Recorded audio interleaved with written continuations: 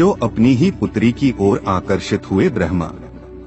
सरस्वती का अर्थ होता है बहाव। यह बहाव केवल पानी का नहीं बल्कि विद्या और कला का भी है। हिंदू धर्म से जुड़े पौराणिक इतिहास पर नजर डालें तो कई ऐसी कहानियां सुनने को मिल जाएंगी जिनसे अभी तक आमजन वाकिफ नहीं है। विस्तृत इतिहास होने की वजह से कुछ घटनाएं छूट जाती हैं, तो कुछ नजरअंदाज कर दी जाती हैं। इन्हीं कहानियों में से एक है सृष्टि के रचयिता ब्रह्मा का अपनी ही बेटी के साथ विवाह करने की घटना। यह बात तो हम सभी जानते हैं कि त्रिदेव के हाथों में ही इस सृष्टि की बागडोर समाहित है। ब्रह्मा के पास सृष्टि की रचना का दायित्व है तो विष्णु के पास संरक्षण का, वहीं देवों के देव कहे जाने वाले महादेव शिव को विनाश का जिम्मा सौंपा गया है। इसी विनाश के बाद फिर से शुरू होता है सृजन का चक्र। ब्रह्मा का अपनी ही बेटी के साथ विवाह करने की इस घटना का उल्लेख सरस्वती पुराण में वर्णित है। सरस्वती पुराण के अनुसार सृष्टि की रचना करते समय ब्रह्मा ने सीधे अपने वीर्य से सरस्वती को जन्म दिया था।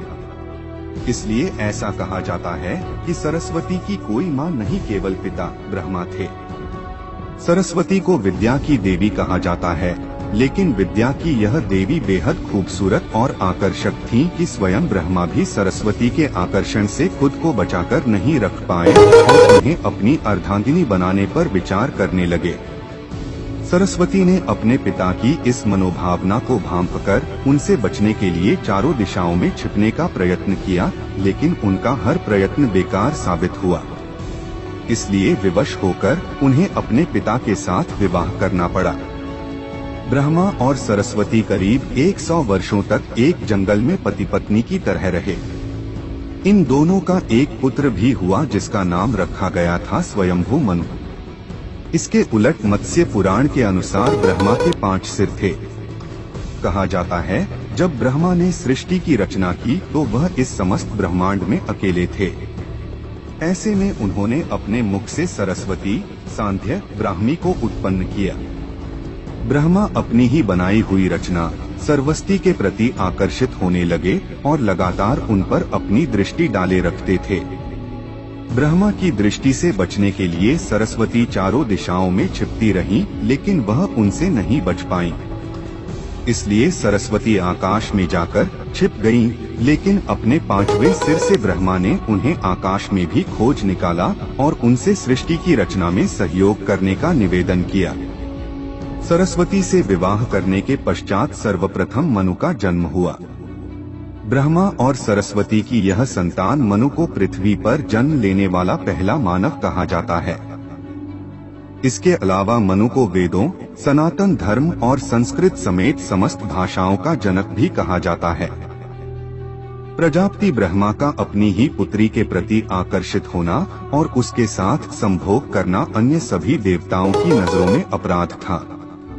सभी ने मिलकर पापों का सर्वनाश करने वाले शिव से आग्रह किया कि ब्रह्मा ने अपनी पुत्री के लिए यौनाकांक्षाएं रखीं, जो कि एक बड़ा पाप है। ब्रह्मा को उनके किए का फल मिलना ही चाहिए।